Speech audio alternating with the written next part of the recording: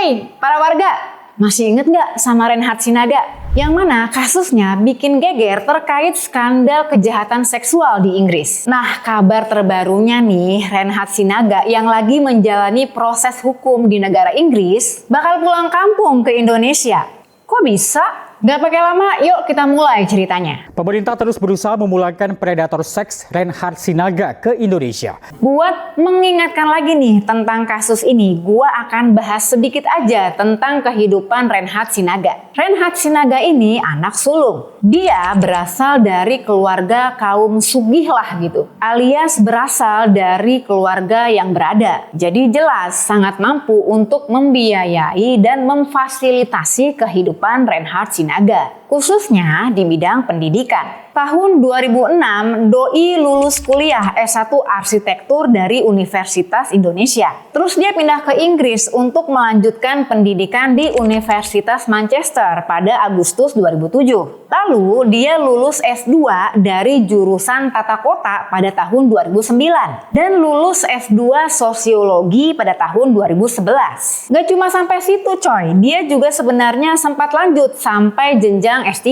ngambil jurusan Human Geography di University of Leeds, Inggris. Jadi dia tuh sebenarnya orang yang sangat berpendidikan gitu. Reinhard tinggal di Montana House yang letaknya ada di pusat kota Manchester, yang nggak jauh dari kawasan Gay Village, yang mana di kawasan itu banyak bar dan restoran tempat nongkrongnya LGBTQ. Apartemen Reinhard ini letaknya cuma 100 meter dari Gay Village, di mana di apartemen itulah Reinhard melakukan aksi kejahatan seksualnya terhadap ratusan pria. Jadi Reinhard ini nih dalam menjalankan aksinya, dia tuh mencari laki-laki muda yang dalam keadaan setengah mabuk. Atau bahkan yang udah mabuk berat nih abis pesta dari klub-klub tongkrongan LGBTQ tadi. Biasanya nih jam malam dia beraksi itu sekitar jam 7 malam sampai dengan jam 1 dini hari. Pria-pria yang jadi mangsanya ini nih kebanyakan itu antara usia 17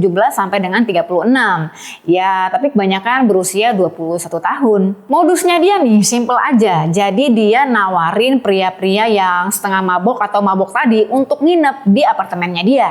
Para korbannya ini nih yang nggak curiga sama dia masuk tuh ke dalam perangkapnya. Nah, setelah itu dia bakal kasih minuman ke korbannya yang mana minuman itu udah dicampur sama obat bius. Dan pada saat korbannya ini udah mulai nggak sadarkan diri, disitulah dia mulai melancarkan aksinya. Dia merekam aksi kejahatannya itu pakai kamera ponsel. Nah, kasus ini terungkap awalnya pada tahun 2017, di mana korbannya adalah seorang pemain rugby yang berusia sekitar 18 atau 19 tahun. Dalam kondisi setengah mabuk yang nggak diduga-duga nih, si korbannya ini sadarkan diri pada saat si Reinhard lagi beraksi. Langsunglah si korbannya ini melawan sampai mereka berdua ini terlibat perkelahian. Dimana ya Reinhard ini tuh dipukul dengan keras sampai dia mengalami pendarahan otak dan harus dibawa ke rumah sakit. Si korban pun melapor polisi dan dari situlah penyelidikan kasus ini dimulai. Dari penyelidikan dan penyitaan barang-barang bukti, polisi menemukan rekaman-rekaman video yang berasal dari HP si Reinhard. Kurang lebih nih ada 800 video dengan muatan kira-kira sampai 3,29 terabyte. Aji gile.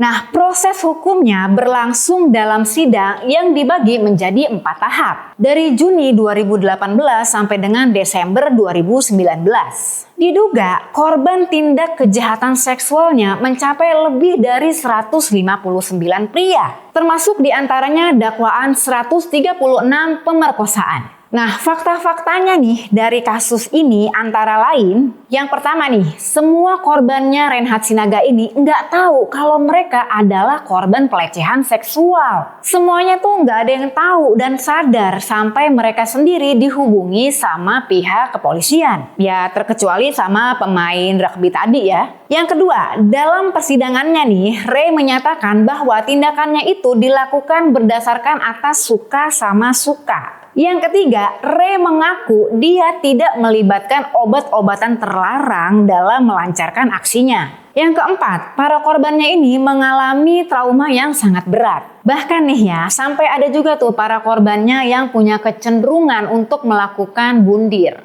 Reinhardt pun akhirnya dijatuhi hukuman seumur hidup dengan minimal 40 tahun kurungan penjara. Saat ini Reinhardt masih menjalani hukuman di HMP Wakefield, penjara dengan keamanan tingkat tinggi. Nah, kabarnya nih, pada Juli 2024 lalu, si Reinhardt jadi sasaran keroyokan dan serangan dari tahanan-tahanan lain. Doi diserang sampai babak belur. Bonyok tuh dipukulin sama tahanan-tahanan lain.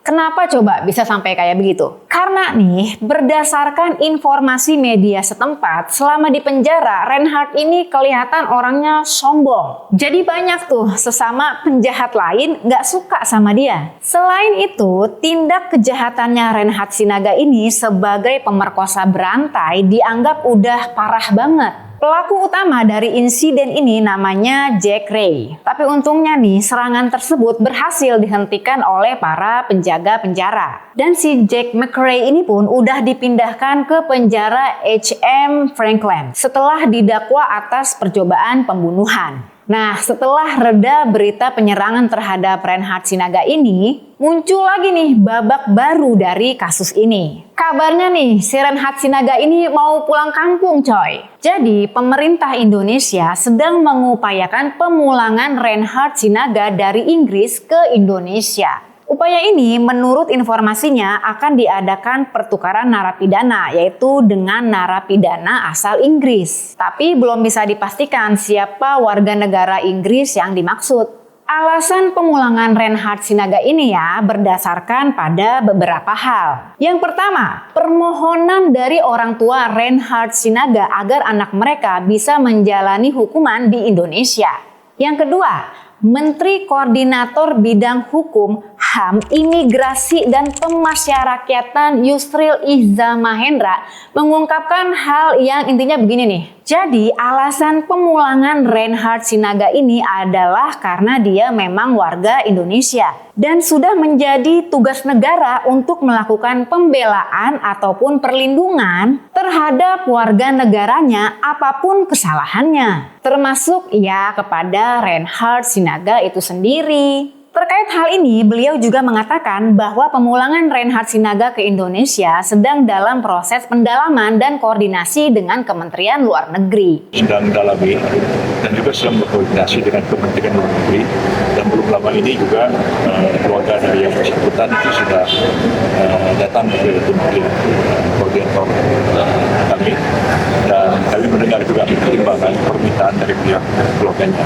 Walau begitu, Kementerian Luar Negeri belum mendapatkan informasi diplomatik secara resmi terkait rencana ini. Tapi mereka tetap bersiap untuk memfasilitasi kepulangan Reinhardt Sinaga apabila dibutuhkan. Nantinya nih, apabila proses pemulangan Reinhardt ini berhasil, doi bakal ditempatkan di Lapas Nusa Kambangan. Jadi kita tunggu aja ya gimana babak selanjutnya dari kasus Reinhardt Sinaga yang dijuluki sebagai pemerkosa paling aktif dalam sejarah Inggris. Makasih banyak udah nemenin gue bahas kasus Reinhardt Sinaga, sang predator yang rencananya akan dipulangkan ke Indonesia. Mohon maaf kalau ada kata-kata atau informasi yang kurang tepat ataupun penyampaian gue yang kurang pantas. Sampai ketemu di video berikutnya.